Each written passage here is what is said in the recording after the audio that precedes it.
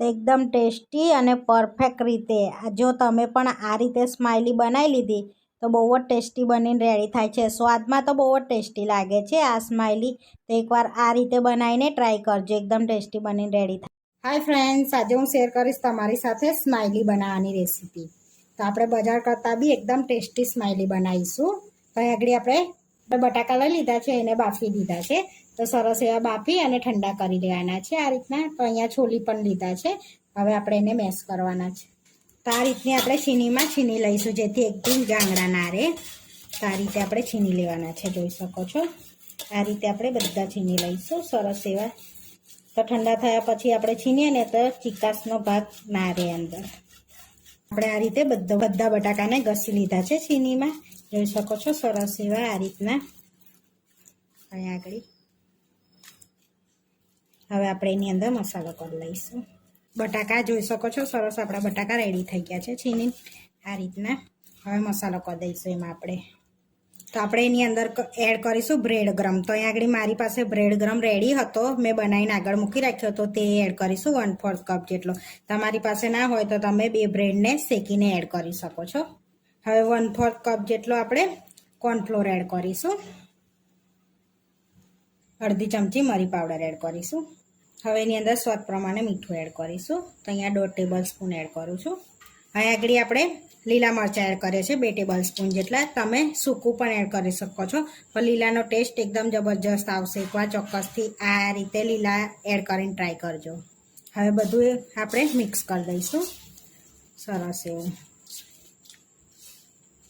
તો તમારો લોટ ઢીલો લાગતો હોય તો તમે ઉપરથી કોર્નફ્લોર એડ કરી શકાય છે બીજો. બ્રેડ ગરમથી સરસ ક્રિસ્પી થશે. તો આગળ 2 ચમચી આપણે કોર્નફ્લોર એડ કર્યો છે ફરી આ રીતનો, જોઈ શકો છો. અને મિક્સ કરી દઈશું. તો સરસ આપણે લોટ બાંધી દીધો છે, ડો તૈયાર કરી દીધો છે સ્માઇલીનો. તો હવે આપણે 20 થી 30 મિનિટ સુધી આપણે એને ફ્રીજમાં મૂકીશું, એટલે સરસ એ કઠણ પણ થઈ જશે સરસ એ રીતનો, જેથી આપણાને વણતા પણ ફાવશે. સ્માઇલીનો લોટ સરસ એવો 2 કલાક કાપી હતી ફ્રીજમાં, તો સરસ એવો થીક થઈ ગયો છે, જોઈ શકો છો આ રીતનો. તો 2 કલાક રેસ્ટ આપ્યા પછી અંદરથી થોડોક લઈ લઈશું, સેજ તેલવાળો હાથ કરીને આ રીતનો સરસ એવો ગોરો બનાવી લઈશું આપણે. હવે આપણે આ રીતની પોલિથીન લીધી છે, એની પર આપણે લોટ આ રીતનો રાખી દઈશું.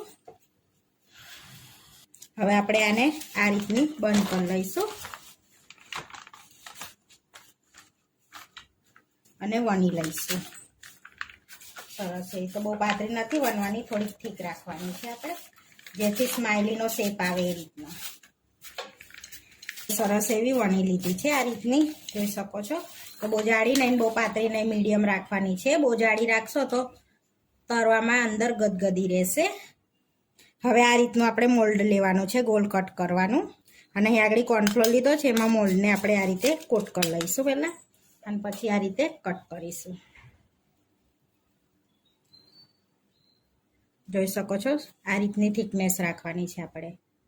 તો આ રીતે આપણે કટ લગાડી લીધી છે. હવે બધાને તો વધારાનો લોટ આપણે કાઢી લઈશું, જે ડો બનાવ્યો છે ને ઈયો.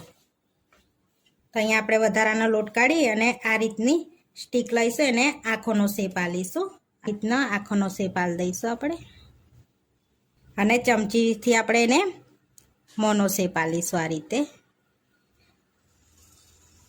તો આ રીતે આપણે સ્માઇલીનો શેપ આલી દઈશું, બધી આ રીતે આલી દઈશું.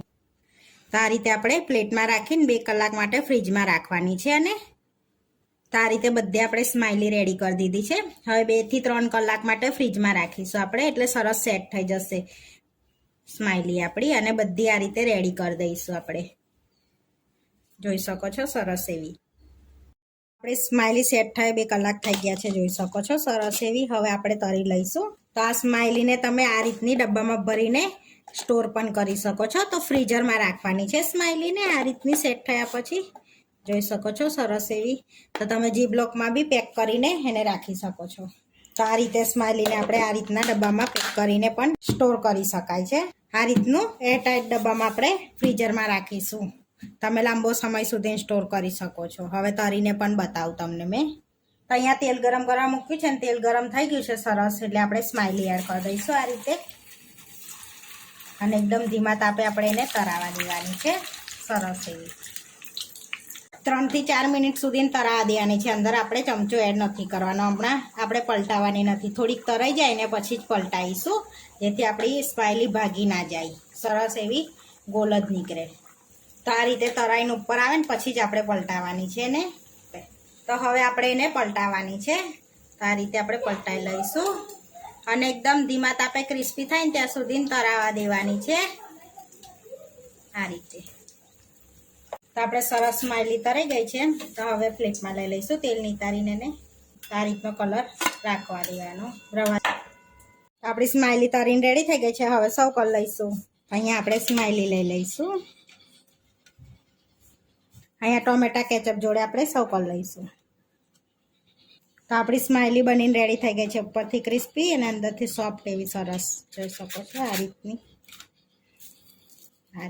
સ્માઈલી બનીને રેડી થઈ ગઈ છે આ વિડીયો જોવા માટે મારી ચેનલને સબસ્ક્રાઈબ કરો લાઈક કરો અને શેર કરો અને તમે જરૂરથી ટ્રાય કરો ફરી મળીશું નવા વિડીયોમાં અને કોમેન્ટ કરીને જરૂરથી જણાવજો કે તમને આ મારી રેસીપી કેવી લાગી